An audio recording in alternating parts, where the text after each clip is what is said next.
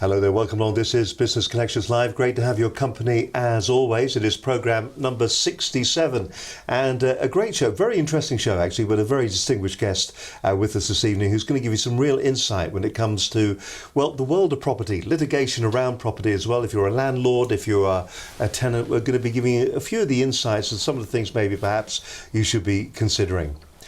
So our guest this evening is Peter Levaggi. He is the partner with Charles Russell Speechlys. They're solicitors who specialise in advising landlords and occupiers on property issues. Now, we all do it. If you're a small to medium scale enterprise, if you're a small business and you're thinking to yourself, well, listen, you know, we've outgrown the garage, we've outgrown the back bedroom, and now what we need to do is we need to move into property. We need to move into maybe offices. What are the issues that perhaps maybe you're going to come across? Maybe you are somebody who actually owns maybe an industrial unit and you're thinking to yourself, well, maybe what I can do to make money out of this is I can divide it into different sections and I can offer that to small to medium scale enterprises. Or maybe you're a large organisation at the moment and you found yourself maybe in trouble with the banks, or maybe you're seeing your cash flow. And we talked cash flow last week, of course, in the programme, and you're thinking to yourself, there's all sorts of issues going on here. Who actually has priority over what I'm doing? Who has priority over where the money is going to and coming from? Who can advise me? Who can help me, particularly when it comes to the property situation that I've got? So let's welcome the guest then, Peter Levaggi, from a partner with Charles Russell Speechlys Solicitors. Peter, lovely to have you with us this evening. Thank you very much for coming. Thanks for having me. We've been talking just before we started, just to get a real handle on exactly what the business does, the company does, and what you do. Yeah. Just give us like the top down on what you're all about and where you see yourself fitting into the small business and the enterprise world. Yeah.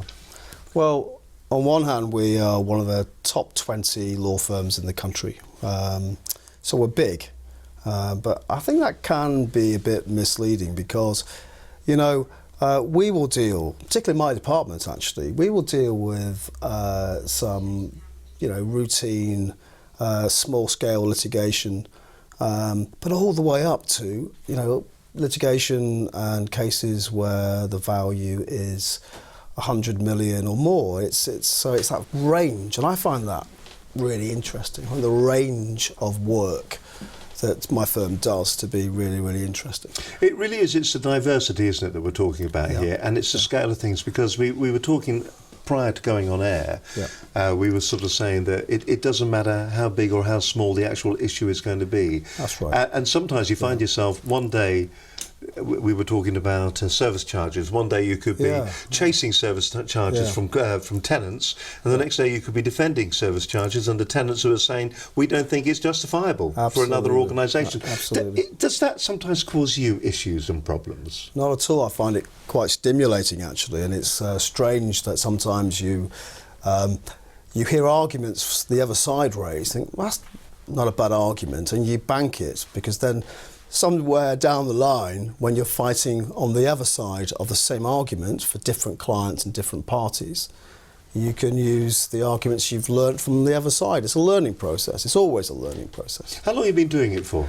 I qualified in, I hate to say, 1991. So, man and boy. Most of my team think I'm an ancient mariner in the litigation world, but yeah, and it's been a period where the industry has changed dramatically. Well, I was going to say, has it changed a lot over the number of years? Yeah. What do you think the biggest changes are, particularly in the area? Because you're not criminal law, are you? No, it is property law, effectively, that you're looking at. My team is property. My firm deals with a wide range of commercial, civil type matters. We have commercial property, private client team. We have a broad range of different services, but I'm a specialist, and my firm is full of specialists, as big firms are these days. And actually, you know, that's the biggest change in the industry, because going back 20, 25 years, the industry was very much non-specialised. It was just specialising in those days. So you would have a broad split between non-contentious lawyers that didn't, you know, do litigation, didn't fight in courts, and those which were litigators. But within those broad areas, all those years ago, there was people did dabbles in all sorts of different things. Just to make some money. Yeah, so commercial property lawyers would also be company commercial lawyers, and yeah, there'd be a broad sort of a mixture of work that people did. Now, there's going to be people that are watching this, and they're going to be experts in their business, but maybe not going to be experts in the industry of law. They're not really going to understand the hierarchy of what goes on. Yes. Particularly because you will actually you can appear in the High Court, you can be seen in the High Court, I understand the expression is. Yeah. So how does it work then? You go along normally and you'd see a solicitor. Yeah. And then the solicitor would recommend onto a barrister, and it's to be the barrister that would represent you in court on a number of conditions. But you can actually skip that barrister bit, can't you? I can. Or are you a barrister in inverted commas? Well, no, I'm not a barrister, but I'm a solicitor with higher rights of audience. So I can appear in the Court of Appeal, the High Court, the Supreme Court even. Not that I've never actually personally appeared in the Supreme Court, but I could. So I could do most of the things that a barrister could do.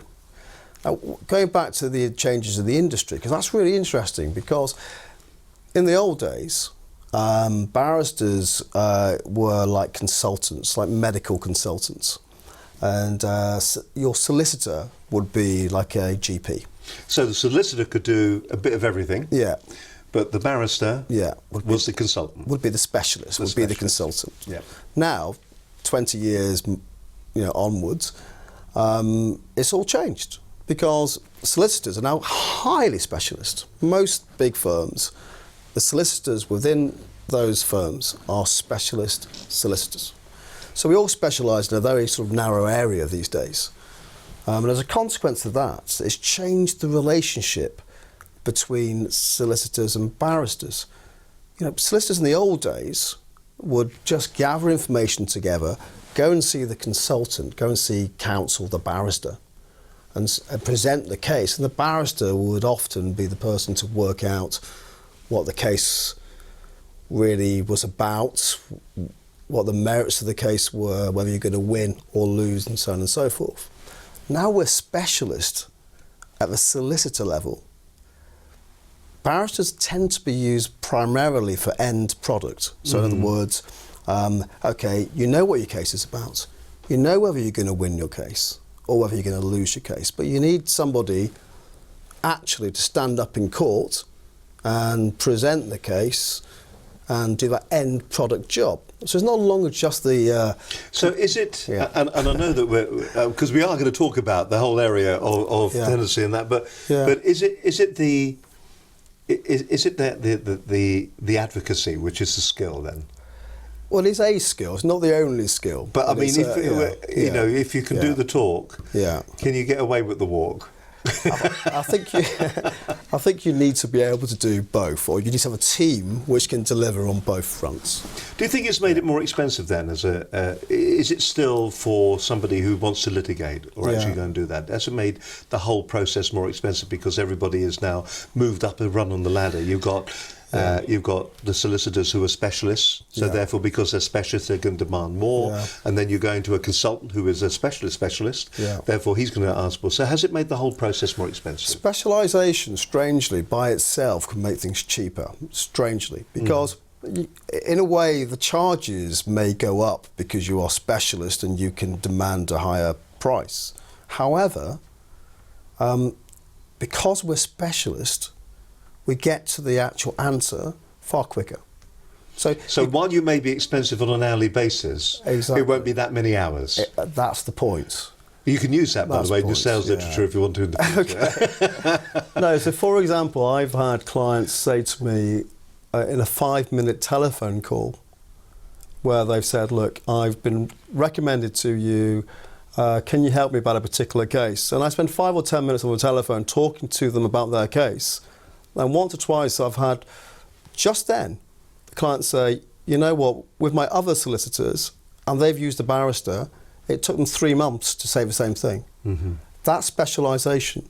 So it's expensive, but it's, in some ways, it can be more efficient. Now, we've had other guests on the programme where this whole, we're going down a completely different track here, but where we've been talking, Lawyer Fair we had on, where they're actually, if somebody was looking for a particular solicitor, barrister, some legal legal person, they could go onto this particular website, they could talk to them, and it would nearly actually do that searching job for them, where they would go out and it would find, okay, I want to do litigation when it comes to a property issue, and what would happen is you would be on their board and you would come up and then you would be a recommendation. Is that the way you think the industry is going?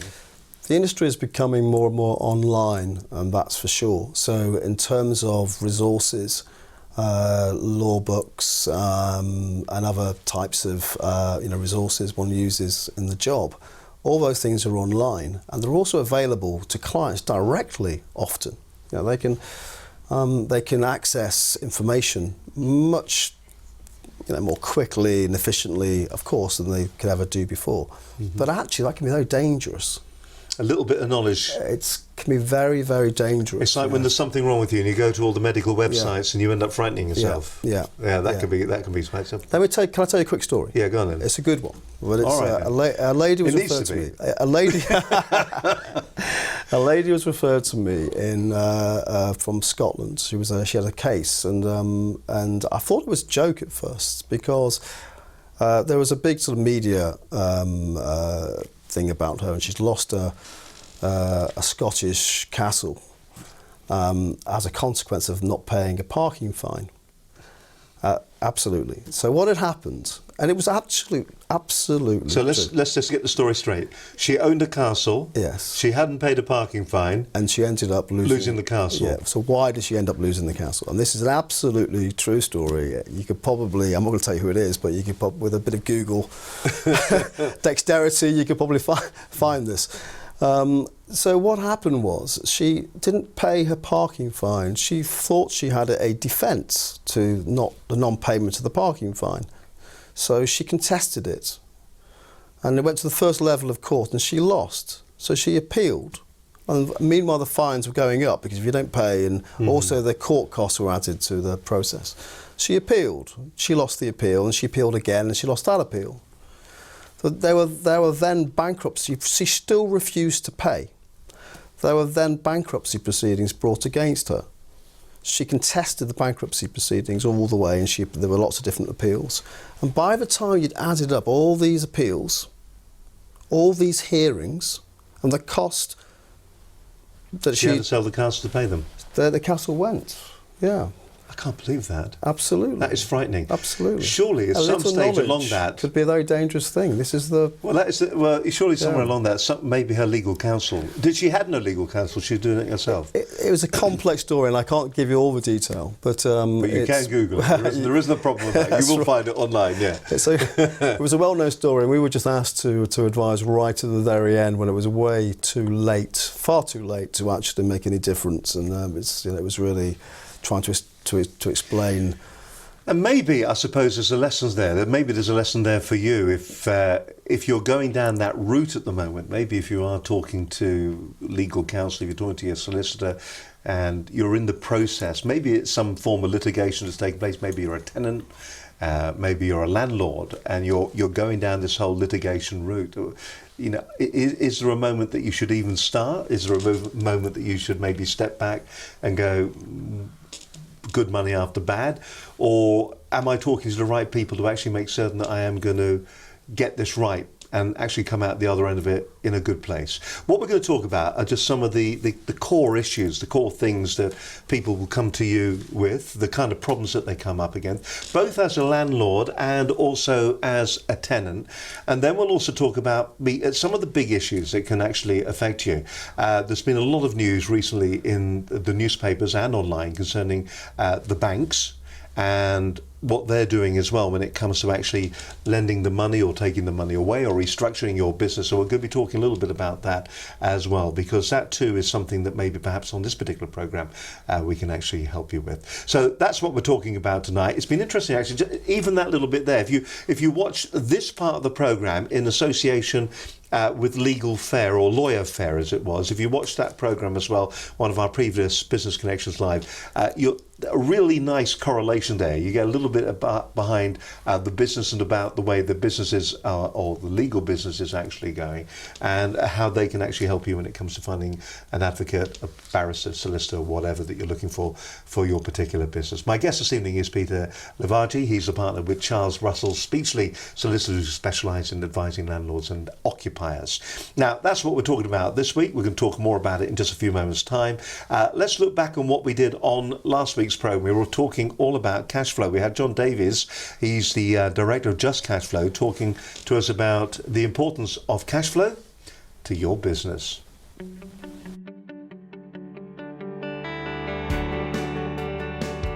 You're watching Business Connections Live. My guest this evening is John Davies, director of Just Cash Flow. He's talking to us about the importance of cash flow to your business.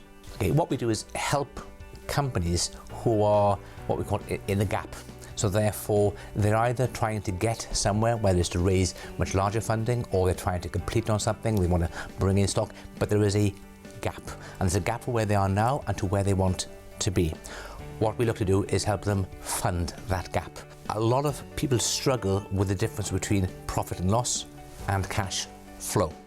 Profit and loss means quite simply the profit you're making, and that's normally a book entry, as in you bought the product for X, you sold it at Y, your costs were Z, what's the profit left? And therefore, hopefully, sort of +1, because that way you're making a profit. That's not cash flow. You can go out of business making that profit if you don't have cash to pay your staff, your suppliers, etc. There are 1,000,001 ideas every single day. It's converting the idea into a profit and into a sustainable business. That's the trick. There's a difference between requiring funds and being in the mire and requiring funds. They are two completely different concepts. If you plan ahead and know you're going to need capital for whatever purpose, whether it's to buy something or to cash flow something or something, you're planning. If you're planning, you are going to get the very best terms because you're going to prepare everything to get those funds. We put an article out about 4 or 5 weeks ago, quite controversially, where we suggested that we believed directors should go through some form of examination before they become directors of a company. And the one thing I would suggest to most people is pause for 1 second, just pause. Just think, okay, what am I good at? What am I good at? I'm good at science, I'm great with good ideas, I'm good at communicating, I'm good with people. Excellent, good. I should do more of that. What am I bad at? I'm pretty bad at counting, I'm pretty bad at spelling, whatever you're pretty bad at. So, right, okay, well, I can't be good at all things. That's not possible. So look at what you're not good at and don't do what you're not good at. And, we work with people like the Growth Accelerator, for example. Growth Accelerator is a government sponsored scheme, which few people know about, but it allows you to bring external advisors into your business, supported in part by the government through Grant Thornton. Now that shows to us as a lender, for example, that someone actually recognises they need help within their business. You've also got the BAS scheme, the Business Advice Support Scheme from the ICEW, which is the Institute of Chartered Accountants for England and Wales.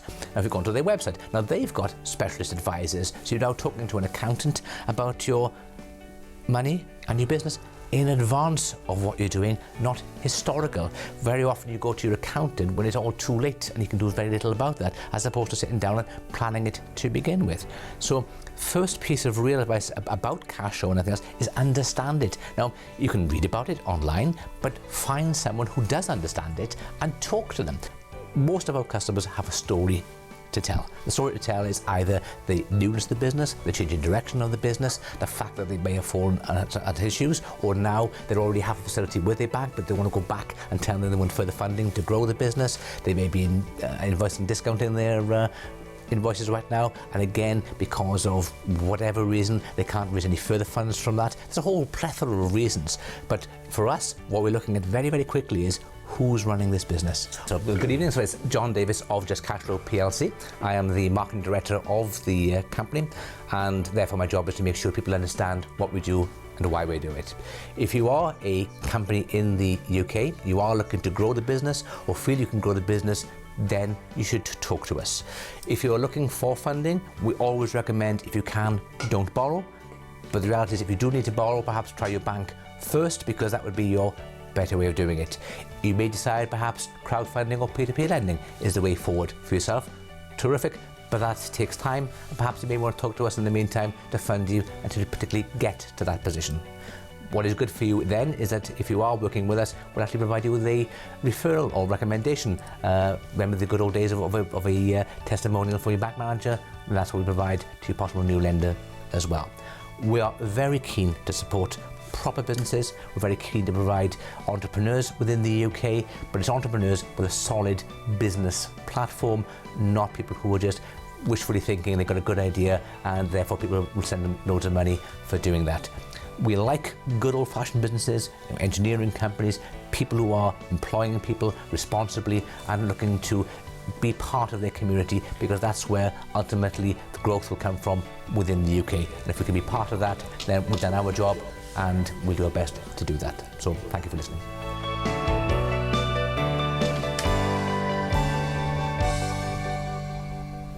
It was a great show last week, and my thanks to John Davies, who popped in to see us. It was really interesting. I think the most significant part, the most important part that came out of the entire programme was that if you are in a situation where you are experiencing problems within your business concerning cash flow, the first people you should be talking to are your bank. You should be talking to your bank. But it's good to know that Just Cash Flow are there to maybe help you out if you do have to pay the wages next Friday and the money's just not in the bank, but you've got a big order coming in and you know it's going to be for a very, very short length of time. As I said, on their webpage, they can actually turn the decision around very quickly. But what's important to them are the quality, the calibre of the management team in your business. They look very closely at that, and that's what makes their decision so much quicker, perhaps maybe, than the bank's decision. My guest this evening is Peter Levaggi. He's a partner with Charles Russell Speechlys Solicitors, who specialise in advising landlords and occupiers on property issues.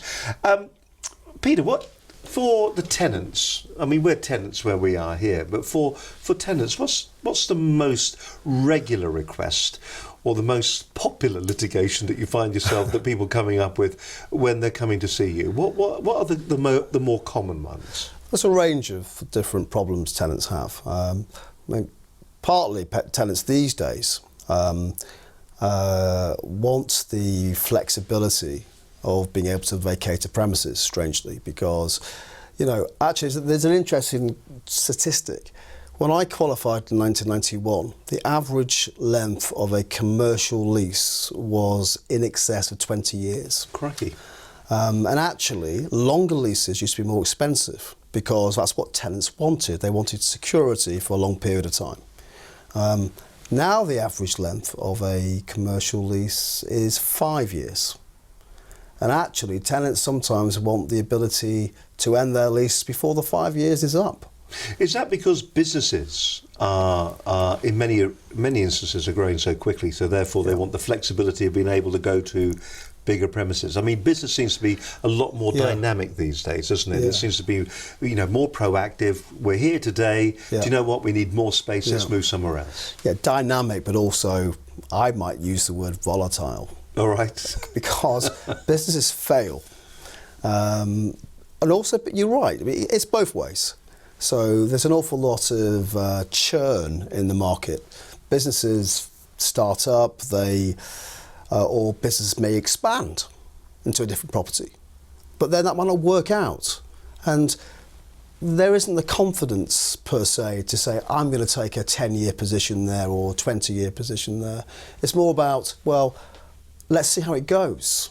So 5 years is, you know, it's an attractive period of time because it gives an opportunity to find out whether or not this is going to work or whether it's going to fail.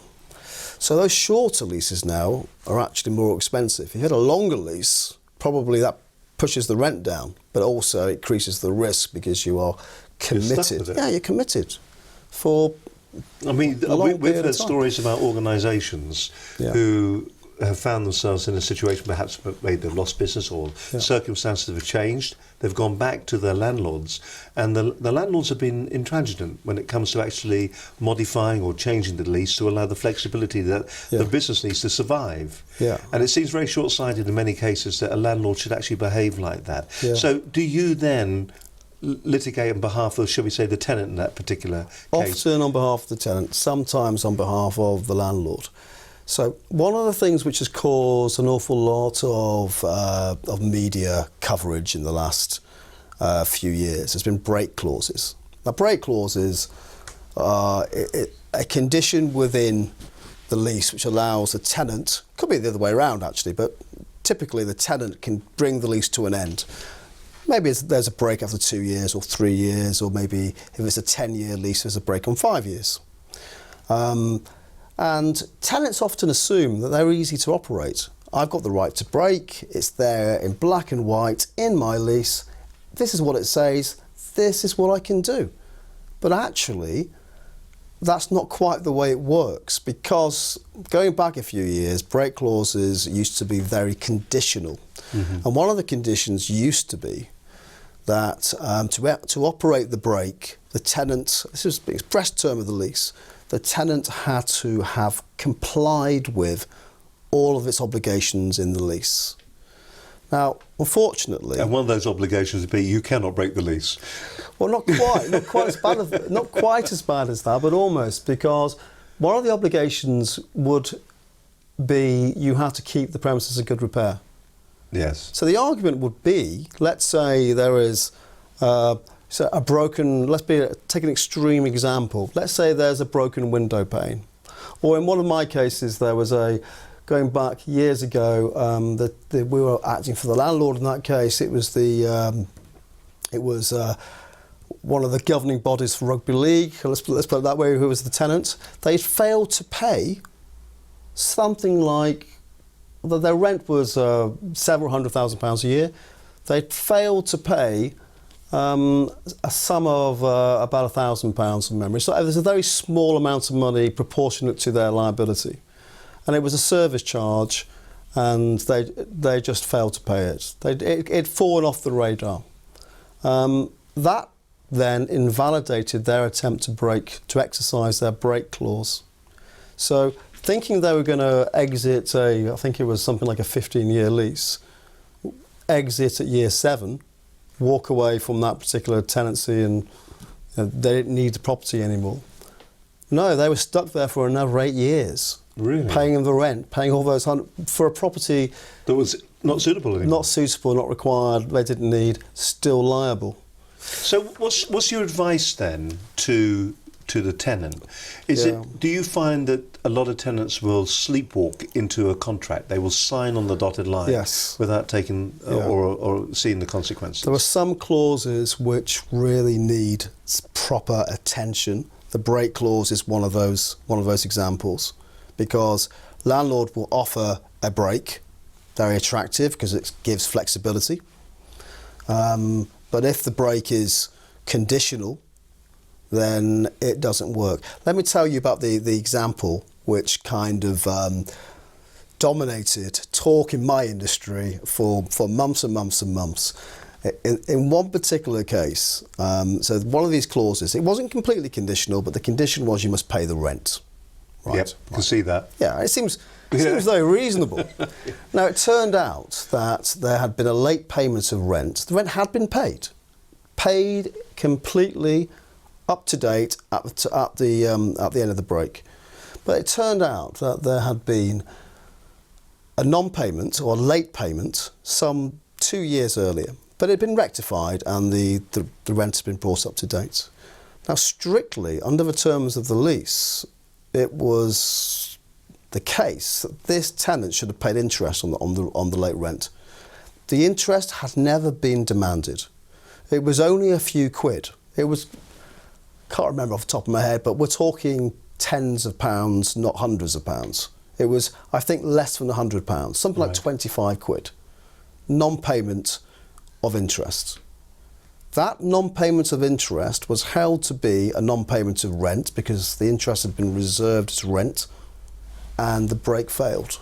tenant stuck in the lease for the remaining term.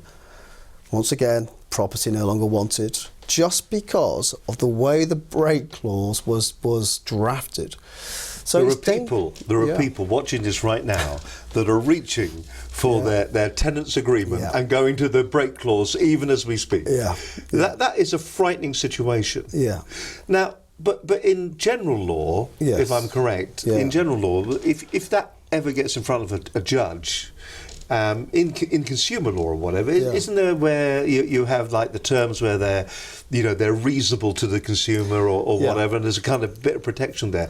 I know business is different, because in business you're meant to understand what you're doing. Well, that's the point. That is the point. The point is that those the things like the Unfair Contract Terms Act has limited application to business.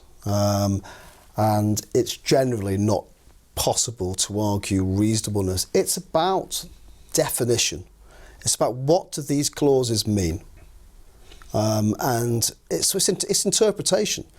And the onus is on the person. If you're going to put your signature on it, the onus is on you to talk to somebody like you to go through the clauses. Where does the buck stop at that particular stage? As a tenant then, if I'm actually going to be signing that document and I give it to you and you advise me and say, that everything's okay, and I follow the letter of the law when it comes to that particular document, does the buck then stop with you afterwards if it is perceived to be not correct? Yeah, absolutely. So looking at that break clause example, so very strict terms, very strict interpretation. That's why that case and other cases, similar cases, were resolved in that way. So you think on the bald terms of the lease, well, that's okay. I've kind of complied with the condition because I pay the rent. But actually, strict interpretation. So what does rent mean? What does it include? Someone thought, well, does it include interest? Of course it does. So now if you're taking advice about your lease and you end up in that situation, and your solicitor hasn't properly advised you, that's a negligence case.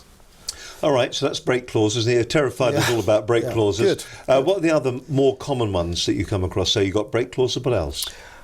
Should we be watching out for? Should we be watching out for? Well, the way dilapidations cases work, that's quite a popular topic at the moment. And it's popular because landlords are kind of trying to have their cake and eat it. So they want the properties back often because of the whole development market has suddenly started to look attractive again, particularly in London, of course. And you have these things like where landlords, developers want to acquire office buildings and convert those buildings into residential accommodation. Right. So now, a landlord, the lease comes to an end, a landlord would normally have what's called a dilapidations case, a terminal. We call them terminal dilapidations case because it's the end of the lease. Landlords can't really bring dilapidations cases effectively until the lease comes to an end. The lease comes to an end, landlord sends a surveyor around, and the surveyor will take a note of problems with the floor, the ceiling, the windows. So all of a sudden, a perfectly sound building becomes dilapidated. You're very cynical, but you might be right. Yes, that's right. Yeah, that's right. But there's an important provision, a really important provision, which a layperson, a tenant, wouldn't really know about. And that provision basically is that if the dilapidation doesn't really make a difference to the landlord, it doesn't affect what we call the landlord's residual value. So it's a valuation thing. If it has no effect, then there's no claim. And a good example would be, let's say you had a Sainsbury's at the bottom of the high street. Other supermarkets are available. Yes, they are. That's right, yeah. And let's say Sainsbury's were pulling out and Morrison's were taking over. Okay, but Sainsbury's had left the place in a fairly disrepaired way. Should Sainsbury's repair that premises? Well, some of the repairs, yes, they should have done, and maybe they're liable for something. But actually, Morrison's or Tesco's or Marks and Spencer's are going to come in, and whatever's there, they're going to rip out, and they're going to badge it with their own stuff and their own way, and they're going to put their own fit out in, and so actually the disrepair didn't really cost the landlord anything because new occupiers don't always care. So that's one point. The second point, take this topical thing, which is office to residential. So what's the point of, refurbishing your office just before you leave, when actually all the landlord's going to do is come in and apply for planning permission to convert the building to residential use, and then carry out major works in putting that into practice, creating apartments or whatever. So actually, it doesn't matter really whether you've repaired or left it in disrepair. It's irrelevant because, the landlord... Of what's actually going to happen in reality. So what do you do then to protect yourself against that? Is it as a tenant, do I look for an additional clause that I put in or I request for? No. And as a landlord, do I make certain that I have that clause in my contract to make certain that I'm prepared for that in the event that I do need to use it? Well, the most important thing actually is to take proper advice as the lease comes to an end. And think carefully before you carry out lots of work yourself. There is an argument to say always fight a rearguard action in relation to dilapidations at least. So the temptation is to try and avoid any claim at all by doing repairs. But that can be such a waste of money. So actually, arguably it's better to tidy the place up a bit, yes, vacate, then fight whatever action comes your way after the event, because then you'll have a better idea, are they applying for planning permission to change to residential? What else is going to happen? Who's coming into the building? It does sound like a job creation scheme, though, for guys like you, though, doesn't it? If you with that kind of advice, it does. Yeah, we wouldn't. For other types of cases, we wouldn't advise that because actually, the whole thing about litigation these days is pre-action protocol. It's about trying to resolve it before it goes too far. But there are other areas where actually, there is more commercial It's very positions to take. And I would imagine there are a lot of businesses. I imagine, there are businesses that you've actually got that, you're probably thinking to yourself that, okay, here we are, we've got an office, we've customised our office, we've changed it. For instance, where we are right here, we're actually, we've got a lease, we've got a unit that's inside of a large building we share with a number of other tenants that are here as well. But what we have done is that we have built a building inside of a building. The studio is completely soundproofed where we are. We've got false walls that have gone up, different ceilings, different floors. So what do we have to do when we're moving out? I mean, that's all got to go. Do we have to bring it right back to the way it was prior to us moving in here and actually doing all this work to make it what it is today? It's an interesting area, and it is something that you do need to get legal advice on if you are going into that particular area at the moment, if you are looking for a residency, shall we say, for your business. Very quickly, I mean, time is moving on, surprisingly enough, but very quickly then, what are the key problems that the landlords have then? Well, landlords are faced with a market where their tenants, occupiers, retailers may become insolvent. And of course, some of the retailers are enormous organisations. We've had some major retail insolvencies. Well, the likes of Woolworths went down a couple of years ago. That must have been an absolute nightmare for the landlords. So many different large, HMV, Game. There's so many different ones. Powerhouse a number of years ago. So many different large, multiple retailers which have had insolvency issues. And the interesting thing is, of course, the landlords aren't always big institutional landlords. It might be a small operator whose whole life's business is this one building in a prime location on the high street, let's say. And suddenly they find that their tenant's insolvent, and what can they do about it? And that's a big issue. It's a big issue. It's been a very big issue. Can you protect yourself against that? You can't, surely, can you? I mean, if they go insolvent, you are left holding the baby, aren't you? I suppose that's the risk of being a landlord. Well, there's one thing they can do, which is to take action as quickly as they can. Do they become preferential creditors? No, they don't. They don't, but there is a way to change that. So, and this is not all that well known, and it should be. There are two main remedies landlords have. The first other than the general I can sue you because you owe me money remedy, which is available to any creditor who hasn't been paid by a debtor. But as a creditor, landlords have two special remedies. First remedy is to forfeit. Obviously, forfeiture, which is actually can involve just simply changing the locks, has to be done very carefully. You have the right to forfeit has to have arisen. It's very technical, but it can be done very quickly, very efficiently. It's a direct action type thing. And is this to actually to hold stock? That's slightly separate, but that's a second remedy. All right. So, well, you're very close. The first remedy, I want my property back. Yeah. I don't want it to be put into an administration and to be frozen so I can't do anything with my property for months. And we see this, don't we, in other areas, don't we, when you've got somebody who is a distributor of products. Yes. And so I sell a particular product to a distributor. Yes. And the distributor goes down. Yes. But my stock is in his warehouse. Yes. And so all of a sudden it becomes, it's perceived until we battle it out as his assets. Okay, well, what about this then? A supplier of stock can turn the tap off, can decide not to supply any further stock. That's one thing a supplier of stock can do.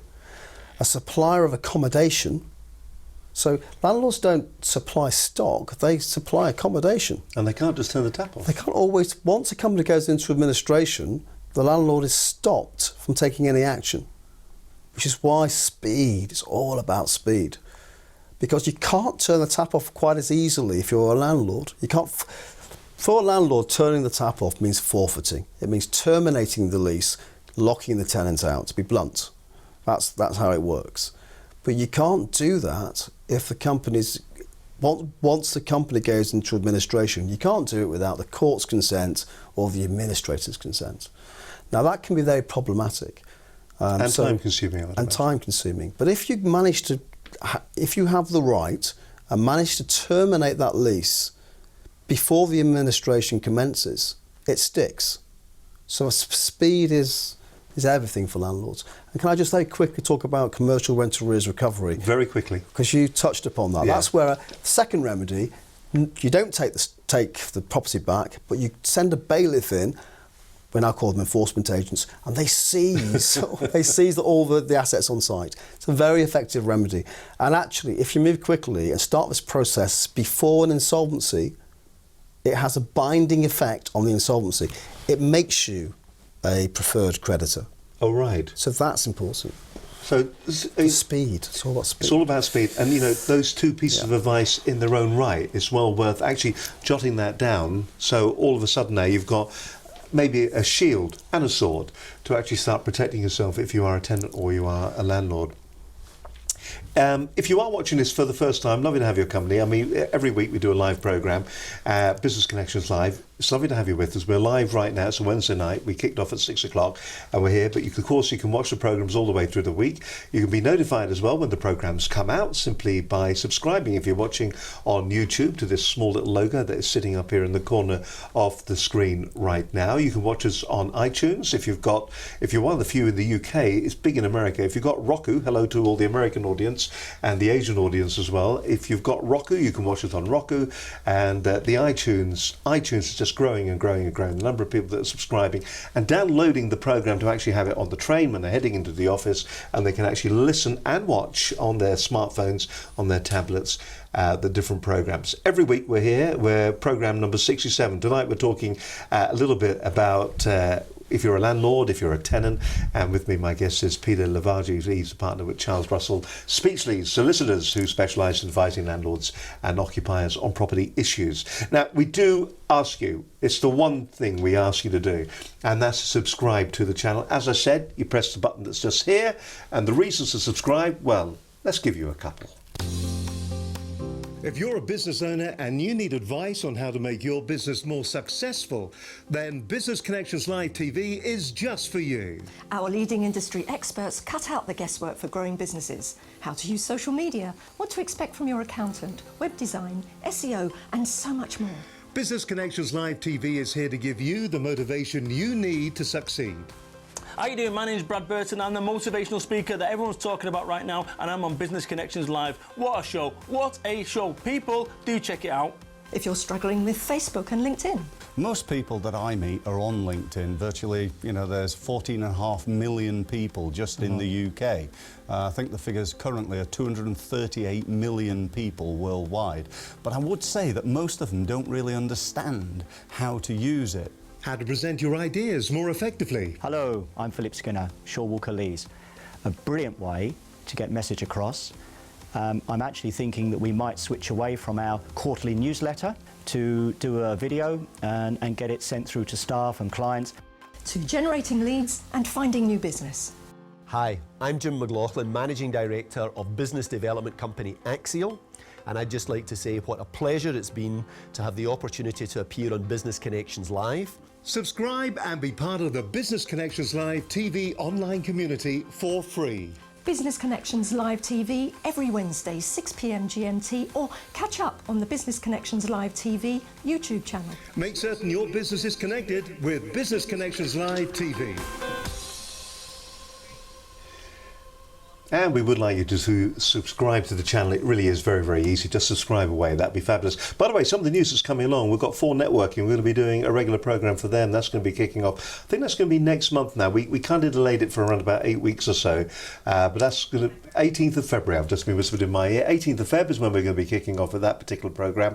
And we're really looking forward to that. Brad Burton and the rest of the gang from 4 Networking, one of the largest networking organisations in the UK. Regular programme. Once a month it's going to be going out. It's going to be giving advice. It's going to be looking at some of the different operations, some of the different groups up and down the country, and also we're going to be taking Q&A as well, where you can ask how to maximise your return when it comes to networking, how you can make your business better, how you can grow your business, how you can make it more and more successful.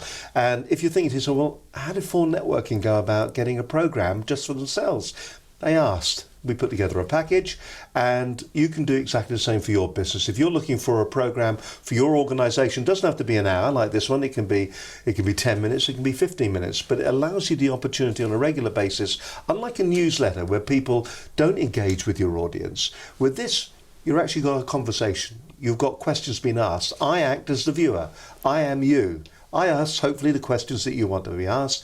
And then our guests, our expert guests, can actually give you the answers that you require to make certain that your business is successful. Now, that could be working for your business as well. If you want more details, give us a call. There's the telephone number, 01784 256 777. You can either ask, this always sounds a bit dodgy, but you can ask for Linda or Steve, and we'll come to the phone and we'll have a word with you. Or you can email us if you wish.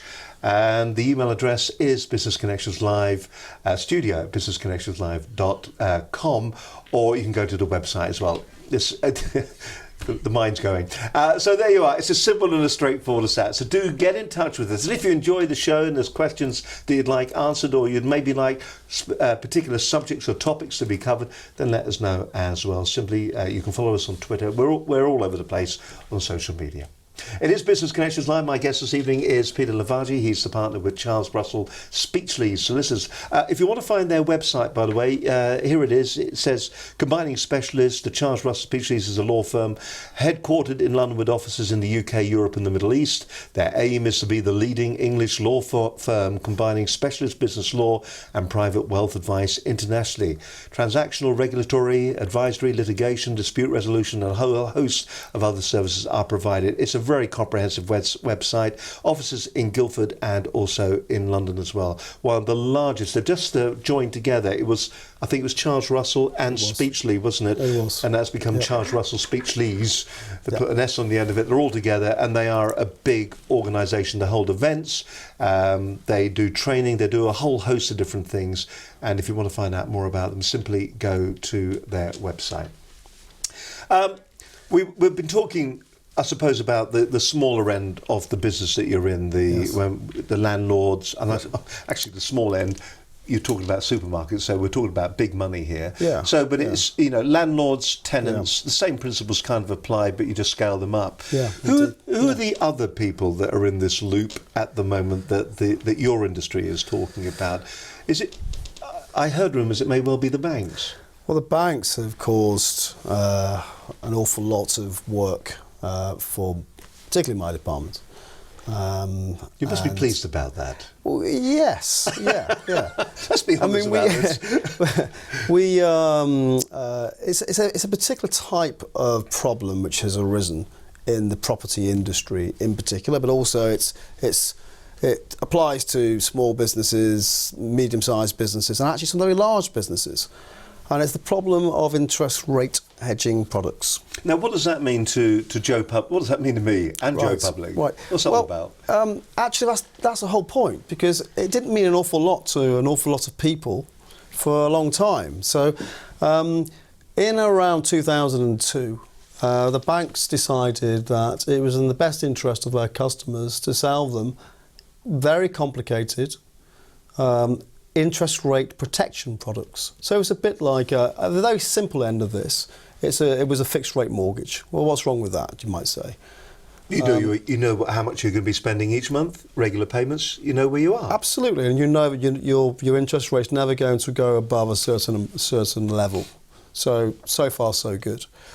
Now those products morphed into standalone, parallel loan agreements, whereby it wasn't just a fixed rate. We had collars, structured collars. What's a collar? It would take me 2 or 3 of these programs to properly explain. But briefly? But briefly, all of these products are designed to give interest rate protection. Now, at the simplest level, a collar has an interest rate floor and an interest rate ceiling. Right. Now, the ceiling's a bit like your fixed rate mortgage, so that's easy to understand. And the floor, well, actually, that's slightly more complex, and there wasn't any one version of this floor system. But basically, if interest rates fell below the floor, the whole method of charging the client in terms of how much interest they paid on their loan changed. And changed in a very very complicated way. And I would guess it didn't go down. No. In fact, it often went above, in some cases, for some products. The weird thing was that actually the amount of interest you paid, if the base rate or the LIBOR rate fell below the floor, the amount of interest you ended up paying was sometimes more than the top ceiling level. How could that be? Anyway, these products were very diverse. There were lots and lots of different types, and they're very, very complicated. And not surprisingly, most customers didn't really understand at all how they worked or really what they were. Not only that, many bank didn't know either. Relationship managers had little understanding as to how they worked. Very, very complicated. So were they seeing it, the relationship and I suppose that there were a couple of banks in question here who have hit the headlines, and we won't mention them right now because it isn't about bank bashing. But the situation that they actually had was that I would imagine a relationship manager would look at this, and at the time, at maybe a higher interest rate, it would look like the right thing to actually do. And of course, I suppose before the crash, we didn't recognise the consequences of the drop. We never realised that there was going to be such a drop in interest rates. Yeah. Well, the interesting thing is, I think relationship managers, having spoken to so many in relation to these cases, often didn't really understand the products themselves, and actually were being told by somebody on high that this was where all of their loans should be. So in other words, you had great loyal customers who'd never been in default for 20, 30 years sometimes, suddenly being given one of these products, only to then, out of nowhere, find themselves in default in 2009, 2010, when interest rates hit the floor. Interest rates fell dramatically at the end of 2008. And by mid-2009 were almost zero and so on and so forth. So, and I suppose to all intents and purposes still are, aren't they? Yeah, absolutely. Now, the problem has been that this has a tremendously negative effect on businesses, small businesses. Consequences then? What kind of consequences are we talking about? The consequences were, so 2009, 2010, up to 2011, more and more of these businesses were put into special measures, more of these businesses were put into formal insolvency. Receivers were appointed over properties. People lost their businesses. Many bank customers who have spent a lifetime building up their life savings, their life's work, suddenly found themselves out of business or under the great stress of potentially being out of business. So the FSA, the Financial Services Authority, started to look at these things seriously in 2011. And in 2012, at the end of 2012, they directed all the large banks to review each and every one of their interest rate hedging products, to do it independently, to create independent teams, independent from the bank, to review and decide whether or not these products had been missold. So this is the commercial equivalent to PPI? It is the commercial equivalent to PPI. I like to think it's a little bit more reputable than the PPI process. The numbers are enormous. The level of evidence is far higher, but the principle is the same in that the banks have been directed to pay compensation and to allow representations to be made in a very full way. And the whole system is validated by independent accountants as well. Now, the consequence of this is that, small businesses who may have lost £500,000 or up to £1 million, or in one of our cases it was £3 million, and this is their life's work, their life savings, and suddenly this money comes back. It's a life-changing type of situation. It really genuinely is. What about the time scale from I would imagine that the onus is on you to prove that you have been missold. Once you do that, I would imagine that will take time too. What kind of time scale are we looking at? If I felt that yes, this has happened to me and I wanted to come to you, what kind of time scale are we looking at? Now, Stephen, you might think I would say this, but before I come to the time scale, there is This is the pitch, by the way. This is a pitch, yeah. A kind of pitch. I'm going to be really open about it, but you don't need lawyers to do this, and lots of clients have tried to bring compensation claims without lawyers. Now, if you had a PPI, go back to your PPI situation, rather than going to one of these claim management companies that telephone and cold call, whatever, you might think, well, I don't need to do that. Let me just... And actually, I think they're probably right. Those clients are right. The numbers we're talking about are enormous. The effect on lives is enormous. And actually, if you don't take proper advice, you often get, I think, palmed off with what's called an alternative product. They say, well, we won't give you a full compensation. We think you would have taken this slightly different product. I mean, it's crazy, really, because if you wouldn't take product A, why would you take product B? But anyway, it's one of the complexities of the redress scheme. And clients get palmed off with an alternative product and get a fraction of what they're actually entitled to. The difference is, if you have proper advice and you present your case in a full way and you know what's coming, you know what questions are going to be asked you, and you have some preparation of thought about what your response should be to those questions, the outcome, in my view, is dramatically different. And the numbers are so large that actually... and the effect on people's businesses is so dramatic that I would say it's essential to take proper advice. Will they get their money back plus compensation? They get... Compensation is worked out in the first instance in the following way. So the client, the customer, would have paid excess interest, let's call it that way, for a period of years. All that comes back. And then what the banks do is they offer a sum in relation to consequential loss. But that sum is worked out initially at 8% of... So you get an extra 8% on your money, which could be, which compared to the bank rate of saving, it's actually quite attractive all of a sudden, isn't it? Not unattractive, actually. Yeah. But actually there could be other consequential losses. And an example of that might be, the bank may force your business into administration. So... administration, liquidation, is very, very expensive. And clawing back from that is difficult.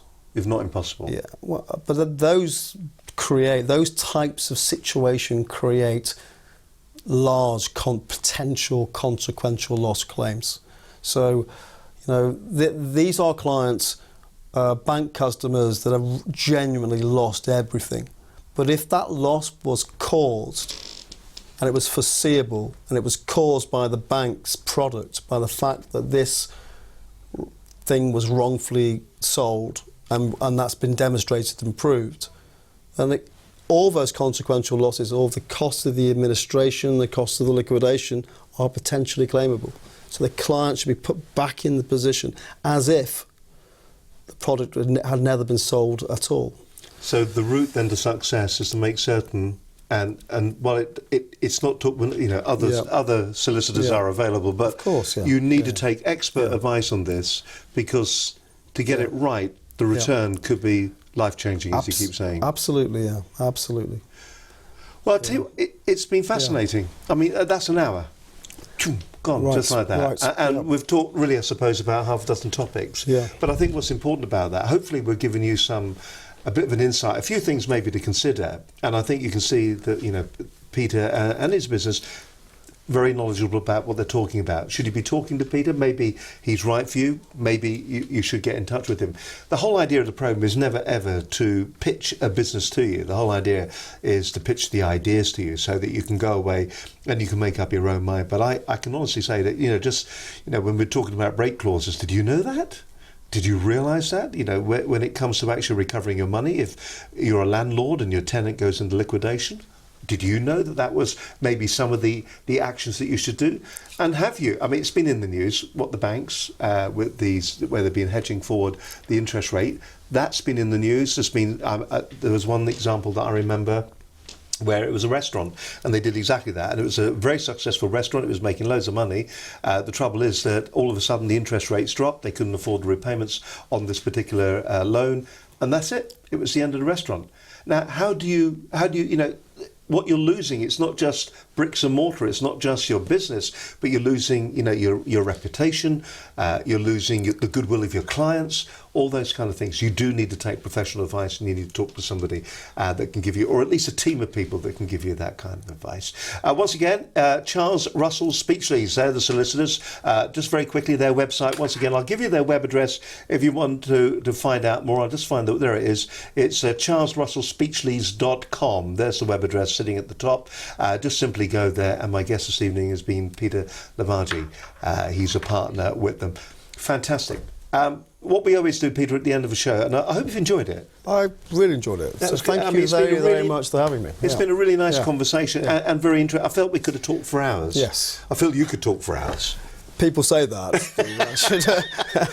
What we'd like you to do is, we always ask our guests to give a couple of takeaways, so that people that are watching this, and it's just gentle reminders, maybe little prods, things to be aware of, just those one-line sentences that would allow people to go, right, I heard Peter talking about this the other night, maybe I should investigate it more, should be aware of that, should be on the ball on that. Would you mind doing that for us? Of course, I'd love to. At the beginning of it, just say who you are, name of the company and the business. Say that straight down, camera number one, the one that's over there, it's miles away. Camera number one, the other side of the studio. So take a sharp breath. I'll ask our team, is he in the target? In your own time, take it away. Hi, I'm Peter Levaggi. I'm a partner at Charles Russell Speechlys. We are one of the largest law firms in the country, and I am a partner in the property litigation department, and my team is one of the biggest property litigation departments in the country. So we like to think we know what we're doing, and I would like to give you a little bit of advice, top tips. Those top tips, I was going to abbreviate them, will be as follows. Firstly, break clauses. Well, when you're taking a new lease, be really, really careful. If you have a break clause and you need to rely upon that break clause, that it's going to work, because they often don't.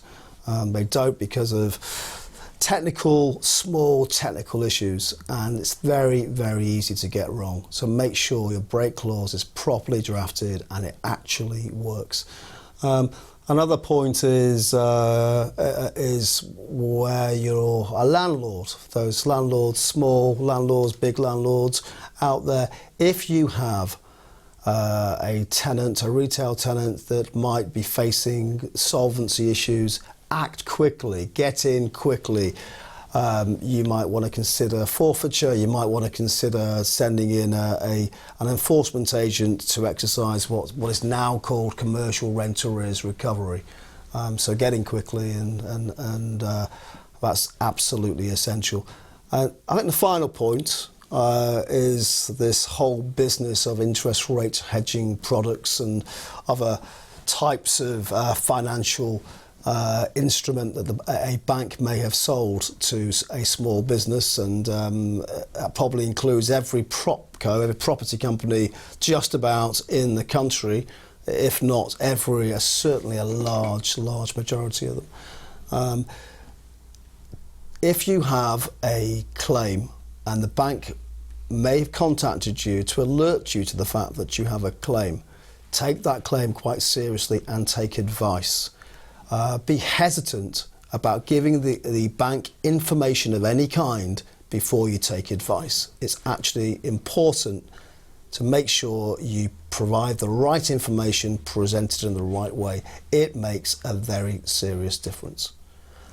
Well, look, thank you very, very much for having me.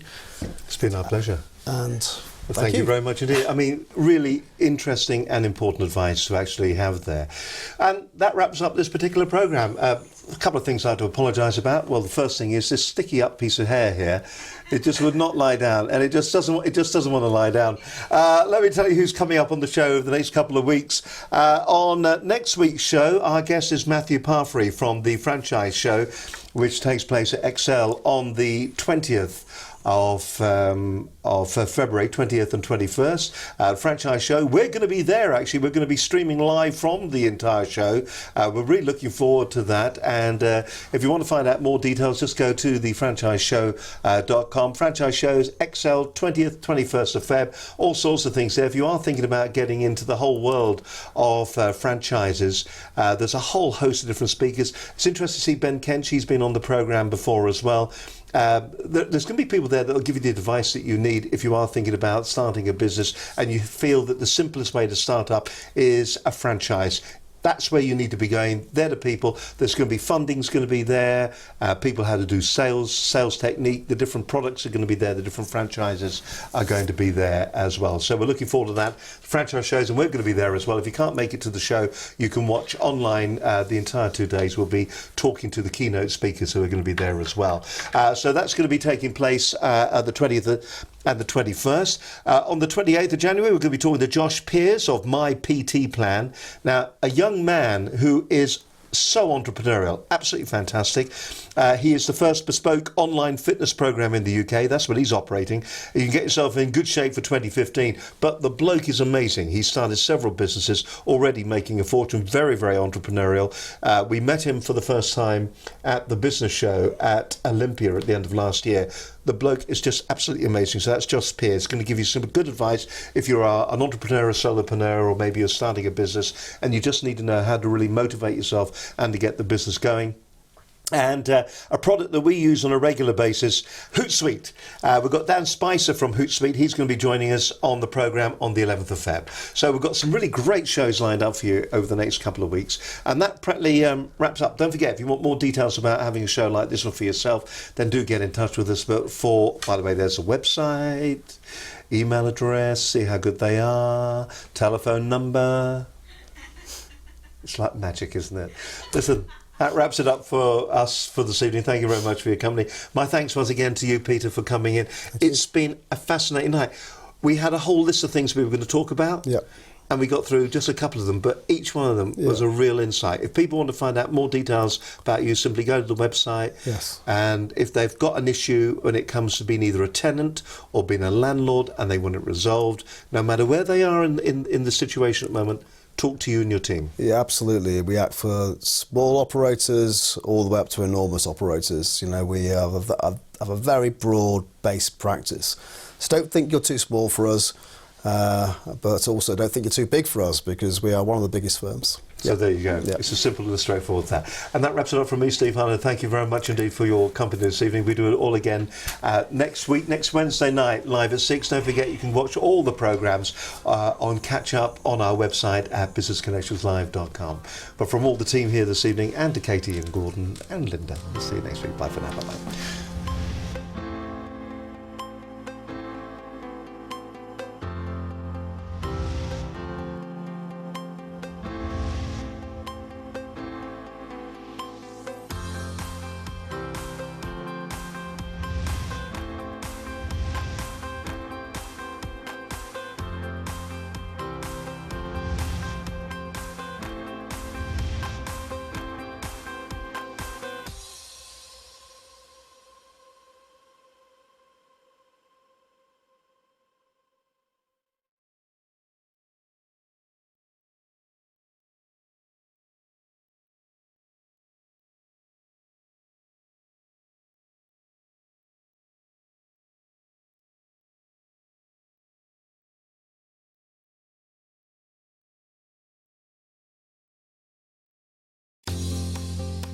If you're a business owner and you need advice on how to make your business more successful, then Business Connections Live TV is just for you. Our leading industry experts cut out the guesswork for growing businesses. How to use social media, what to expect from your accountant, web design, SEO, and so much more. Business Connections Live TV is here to give you the motivation you need to succeed. How you doing? My name's Brad Burton. I'm the motivational speaker that everyone's talking about right now, and I'm on Business Connections Live. What a show. What a show. People, do check it out. If you're struggling with Facebook and LinkedIn. Most people that I meet are on LinkedIn. Virtually, there's 14.5 million people just in the UK. I think the figures currently are 238 million people worldwide. But I would say that most of them don't really understand how to use it. How to present your ideas more effectively. Hello, I'm Philip Skinner, Shaw Walker Lees. A brilliant way to get message across. I'm actually thinking that we might switch away from our quarterly newsletter to do a video and get it sent through to staff and clients. To generating leads and finding new business. Hi, I'm Jim McLaughlin, Managing Director of business development company Axial. And I'd just like to say what a pleasure it's been to have the opportunity to appear on Business Connections Live. Subscribe and be part of the Business Connections Live TV online community for free. Business Connections Live TV every Wednesday 6 p.m. GMT, or catch up on the Business Connections Live TV YouTube channel. Make certain your business is connected with Business Connections Live TV.